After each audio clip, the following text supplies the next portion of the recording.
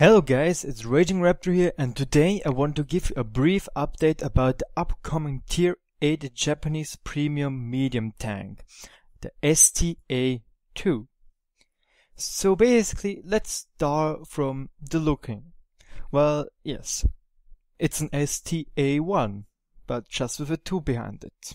And the biggest difference is when the STA1 has the 90mm Type 61 gun, the STA2 has the 90mm rifled gun, which is on the STA1 as well, but it's only for this thing, only for the STA1. And also that the STA2 has the STA2 turret, and the STA1 has the STA1 and the STA3 turret. And the STA3 is of course the top turret. But let's move on to the stats, because they will get interesting. The maximum speed is 45 kilometers forward and 20 kilometers backward. The horsepowers are 500 and the power to weight ratio is 14.83 HP per ton, which is not that bad. For medium it's midi-core, but yeah. And yes, 500 HP horsepowers aren't that bad as well. The traverse and the turret traverse is really good. And yes. Oopala, I made a little mistake here in the calculations. Okay, but look at this. At the moment the STA2 has an HP per ton ratio of 14.83, while the STA1 has an HP per ton ratio of 17.2. So here you can see that this tank is a little bit worse in acceleration and things like this than the real tank. Yes, let's move on to the armor. But as you can probably think, it is not really in here. For a medium tank, it has frontally 45, side 35 and back 25. And this is not good for a medium tank, especially in tier 8. At the moment I don't know if it will be a special it will have special matchmaking or not, but I can tell you, if it gets into 10 tanks, there is not a single chance that this tank will bounce anything on the whole.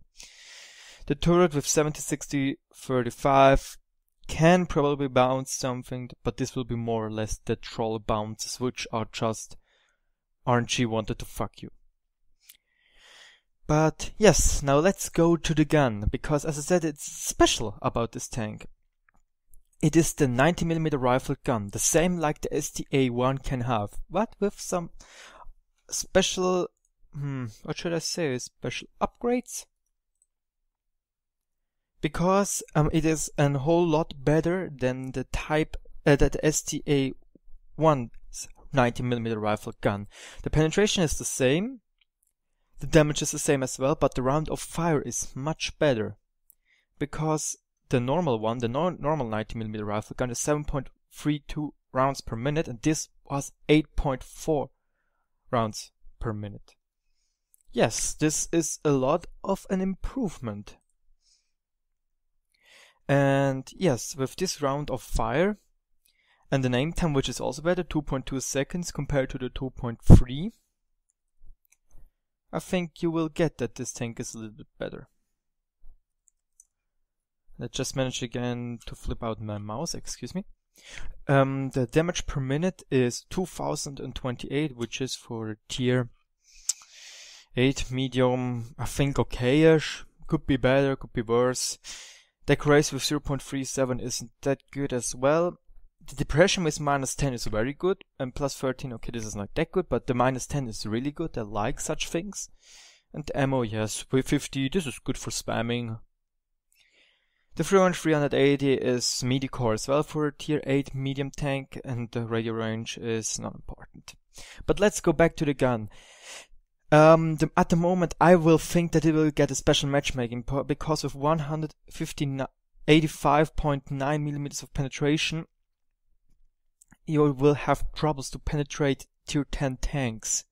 Of course, with gold, with heat, you have 275, which is a lot of better than the normal AP round. But I think they will balance it around the AP rounds. They already said that especially when they were balancing the FV183.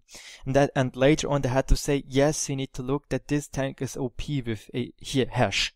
So we have to also change it with premium ammunition. But in my opinion, I also played the STA1, that's why I have an STB one in my garage. But as I said, in my opinion, the Object 416 was a lot of better. It was much easier to get damage. Because, okay, the penetration was worse, yes, but the damage was better. And probably also the camouflage was a little bit better, so it was also, there was some kind of, but the speed was roughly the same. But in my opinion, the STA1 and also probably this tank, the STA2, don't suit my playstyle. I got better stats on the Pershing than the STA1 in my feeling. Even that the Pershing has less penetration and less round of fire. This tank has even more than the STA1, but I still think it will be hard to get a good amount of damage.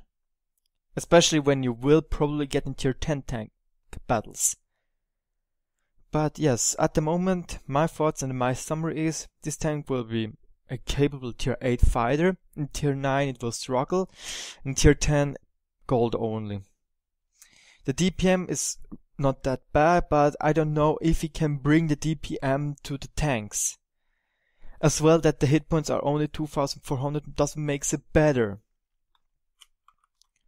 So yes, these were my thoughts and my predictions about the upcoming tier 8 Japanese premium tank. And as I said, guys, if you liked the video, make a thumbs up. If you have any question, make a comment. If I should improve something, write it in the comments. And as always, thanks for watching, subscribe, and see you on the battlefield.